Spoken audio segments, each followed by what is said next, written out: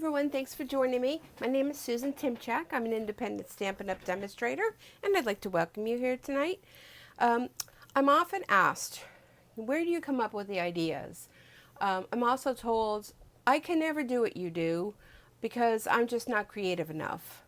Well, let me let you in on a little secret. I'm not either. And being a part of the Stampin' Up! Family, they provide us with so much information, so many ideas, things that, maybe we've never even thought of as a demo. And here's Dory visiting. She hears me talk, so as soon as she hears me talk, she wants to be a part of the action here, which there's not much happening here, Dory. So anyhow, back to why we're here. Stampin' Up! Provides us this quarterly magazine, and it's called Stampin' Success. And it is filled with lots of great ideas, things we can do in classes, things that we can try, some of the products that we offer and what to do with them. So you're never at a loss for ideas.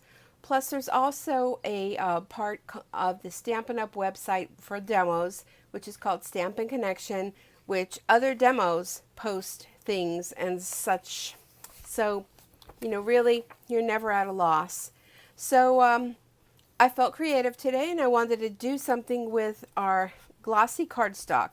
Did you know that Glossy is back? Well, it is. And we'll do a little scavenger hunt. It's not Find It Friday, but it seems like that went over so well. That's going to be your homework to do after you finish watching what I have to offer. Go in the catalog and see if you can find the Glossy Cardstock, because I showcased it at my last class and everyone was like, Glossy Cardstock? I never heard of Glossy Cardstock.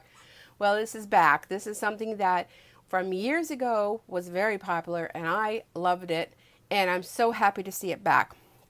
So it's actually 8.5 by 11. It's a full sheet and it's literally glossy cardstock. The other side is a matte finish. It's a little bit heavier and thicker than our standard cardstock. So I'm like, okay, well, what am I going to showcase? What am I going to do? So I happen to open up the latest Stampin' Success, and here it is, Make It Glossy. Talks all about glossy cardstock and things you can do. I saw this sample and I thought, oh, okay, I think I can do that. So this is what this is what inspired me for the card that I'm going to show you how to do. But most of all, I want to show you this technique that was done. Something fun you can do with your glossy cardstock. Okay, so I have a piece of glossy cardstock here, and I cut it down. This size is 3 3/4 by 5. So I cut it down, and the fun technique card kind of goes this way. And what we're going to use is, some of our re-inkers, which is actually it's called Classic Stampin' Ink, but we refer to them as re-inkers. And these are actually bottles that we use when our ink pads start getting dry. This is the same color. We have Rose Red, we have Calypso Coral, and we have Peekaboo Peach. When your ink pad gets dry, or you notice it's not quite as bright as you want it to be, you use this to go over your ink pad and to re-ink it, such as the term re-inkers, so that your ink pad will last forever. As long as when you buy an ink pad, I do recommend go ahead and buy one of these the Stampin' Ink bottles, because not only can you use these to re-ink your ink pads, there's a lot of fun techniques, and this is going to be one of them. Okay, so what we're going to do is we're going to take, this is Rose Red, and I'm going to gently squeeze and put a couple drops. We'll go there, there, and there. That's Rose Red. Let's go ahead with the Peekaboo Peach, and we'll go here, here, and there. And then we'll go ahead with the Calypso Coral, and they're colors that are kind of close, but that when they mute together, they make a nice tone. All right. There we go. So, okay, we have some blobs of ink. That's not very exciting, is it? No. So, I have one of our Stampin' Misters here, and this unscrews, and I just have plain old water in here. And what I'm going to do is I'm going to spritz my cardstock. And make sure you have it pointed down. There we go. Now that alone is fun. Can you see like all the color spreading? You add a little more water and it even spreads more. So that's fun. Now what I have here is just a plain old baby wipe, and I'm going to kind of dab up some of that color, and it's going to kind of mix them a little bit together. You know, you can play as little or as less as you want. Then you're going to have to go ahead and set that aside to dry. But yeah, it could be a hot mess, but trust me, it's fun when it's done. And I didn't mean to rhyme that. Okay, so we're going to go ahead and we're going to put that off to the side. And I just have some paper that it's like legal size paper, kind of like a heavy cardstock, not Stampin' Up. It's one of the girls at work, her husband had it from something he did. I don't know. So anyhow, so let me show you a couple of the samples that I already did ahead of time using the same colors. So look how fun. Well, this one, yeah, no, that's the same colors. This one kind of muted together a little more. And you can see how the colors, oh, now this one was what Melon Mambo, the Melon Mambo one, but I noticed like I'm kind of low on that, so I'm going to have to reorder that. So I substituted the rose red. So this one was Melon Mambo and the other two colors. And you can see the difference that you get just by however you drop your droppers and you missed it and stuff like that. So let's see how this one's doing. This one is still wet. It's a little bit damp, but we're not gonna use that one. We'll set that one aside. Okay, so we'll pick one of these. I wish you were here. I could say, which one do you want to work with? But you're not. So I'll have to make that decision. So we have a Peekaboo Peach. It's going to be our background color. And let's see. Oh, I don't know. Well, let's go with this one with the Mambo color. And it does curl up a little bit, so you just have to kind of, you know, uncurl it. So stamp sets I'm using today, I have a couple different ones. The saying, I'm using the Sharing Sweet Thoughts, and that's actually the stamp that I'm going to be using. This is the Ronald McDonald stamp set. With the purchase of this, monies go toward the charitable Ronald McDonald houses. So that's always a great one, and it's really fun. I love the jar. I love that one. The next one I'm using is Touches of Texture, and this is actually 2 stamp sets in one. It's a double stamp set, but what I did is I combined it all into one.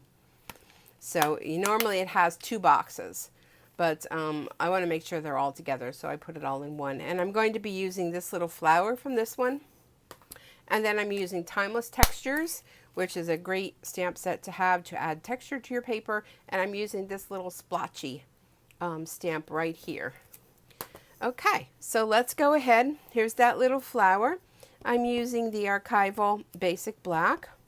I'm just going to kind of stamp some flowers here and there. I always like to do an odd number. Okay, so we're good with that. Now this is the one with the little dots. Now you do want to be careful when you stamp on glossy, because it is a little bit more slippery. Slippery? Is that a word? Is that right?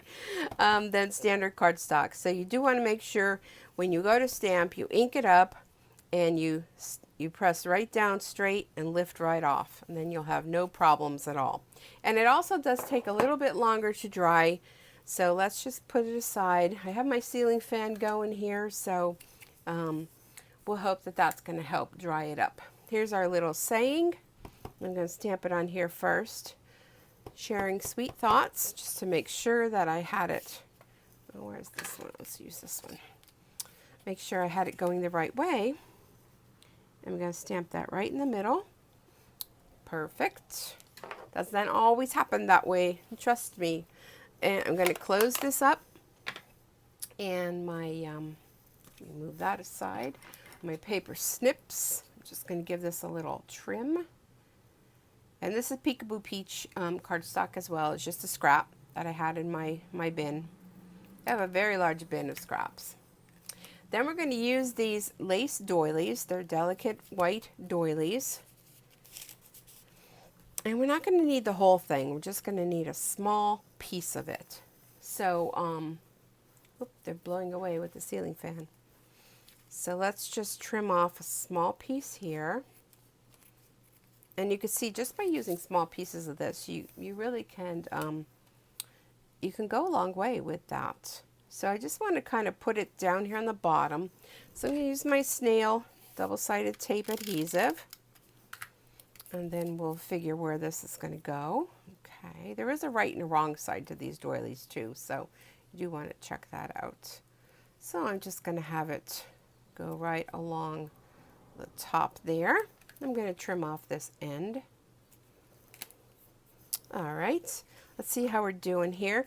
Now, if you're ever not sure if it's dry or not, turn it over on your scratch paper, rub the back, and you could see that it was not dry. So I have a couple of little extra splotches there.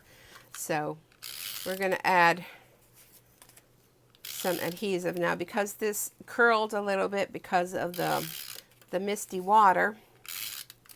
I'm going to make sure I put adhesive all around the entire edges, and then this is going to get adhered right up to the edge here. I'm going to turn it over just in case it's still a little wet, just like that. And then we're going to take our little saying and we're going to put this, let's put that here, just like that. Then I have some baker's twine, and let me show you a little tip that I did with this. I made this little container years ago.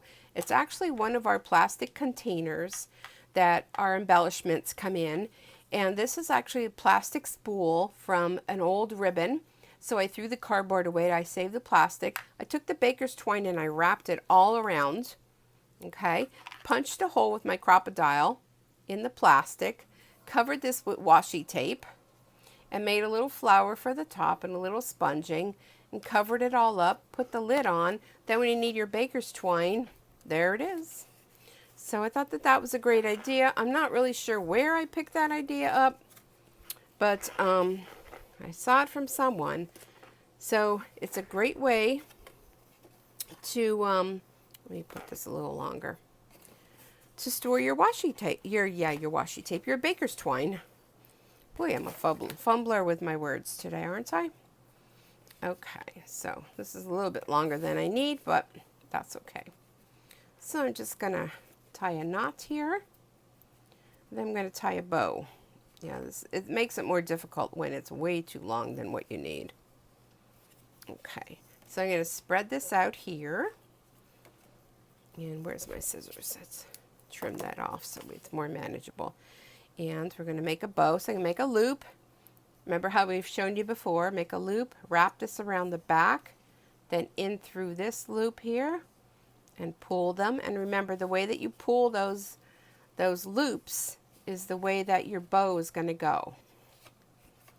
So just a little refresher course on that. Now if you wanted to, you can double knot that if you choose. I'm just going to leave it like that, but I am going to leave it long. Okay, and there we have our card. And here was the first sample that I made, and you could see that how the different color variations with using the re-ink bottles. And let's go back and see the first one we did. Here we go, it's dry. So this was the first one we did, and look at how the colors are so different.